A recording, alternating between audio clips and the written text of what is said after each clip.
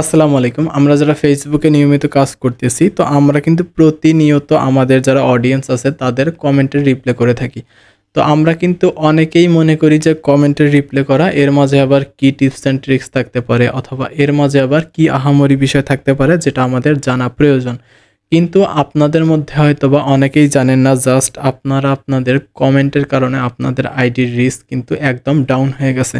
তো আজকের ভিডিওর মাধ্যমে সেটাই আপনাদের প্র্যাকটিক্যালি দেখাবো যে কিভাবে আপনারা আপনাদের ফেসবুকের কমেন্টের রিপ্লাইগুলো করবেন এবং কি ভুলের কারণে আপনারা আপনাদের আইডির রিস্ক নিজ হাতে কমিয়ে ফেলতেছেন।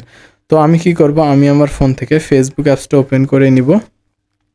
তো ফেসবুক অ্যাপসটা ওপেন করার পর আপনাদের কিন্তু বিষয়গুলো আমি প্র্যাকটিক্যালি দেখাবো। প্র্যাকটিক্যালি দেখানোর পর আপনারা হয়তো বুঝতে পারবেন যে আসলে আমি কি বিষয়ের সম্পর্কে আপনাদের সচেতন করতে যাচ্ছি। তো আমাদের ফেসবুক পেজে কেউ যখন কমেন্ট করে আমরা তখন কি করি, নোটিফিকেশানে ক্লিক করে দিই। ক্লিক করে দেওয়ার পর এখানে কিন্তু নোটিফিকেশান শো করে যে আপনার পোস্টে একটা কমেন্ট করা হয়েছে। আমরা যখন ওই কমেন্টের উপর ক্লিক করে দিই তখন কিন্তু আমাদের ফেসবুক অ্যাপস থেকে ডাইরেক্ট সেই ভিডিওতে নিয়ে যাওয়া হয় এবং আমাদের ভিডিওটা কিন্তু প্লে হয়ে যায়। প্লে হয়ে যাওয়ার কারণে আমরা কিন্তু নিজেই আমাদের ভিডিওর কিছুটা অংশ দেখে ফেলি, যেটা কিন্তু ফেসবুকে কোনোভাবেই করা যাবে না। ফেসবুকে আপনি কখনোই আপনার নিজের ভিডিও নিজে দেখবেন না, তাহলে কিন্তু ফেসবুক সেটাকে ফ্যাক ভিউ বলে গণ্য করবে এবং ফেসবুক কিন্তু আপনার যে আইডিটা আছে আইডির রিস্কটা কমাই দিবে।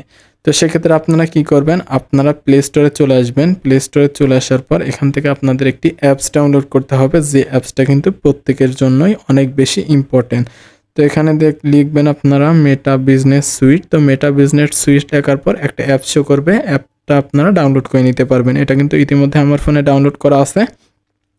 তো আমরা যখন মেটা বিজনেস সুইটে চলে আসব, মেটা বিজনেস সুইটে চলে আসার পর এখানে একটা সেকশন দেখতে পারবেন ইনবক্স। তো আমরা যদি এই ইনবক্সে ক্লিক করে দেই, এখানে আমি মার্ক করে দিচ্ছি, ইনবক্সে ক্লিক করে দিলেই এখান থেকে আমরা আমাদের যে কমেন্টগুলো আছে কমেন্টগুলো রিপ্লাই করতে পারবো। তো এখানে দেখতে পাচ্ছেন ইনবক্সে ক্লিক করলে এখানে দেখতে পাচ্ছেন মেসেজ, এখান থেকে মেসেজে রিপ্লাই করতে পারবো, প্লাস এখান থেকে কমেন্টে রিপ্লাই করে দিব।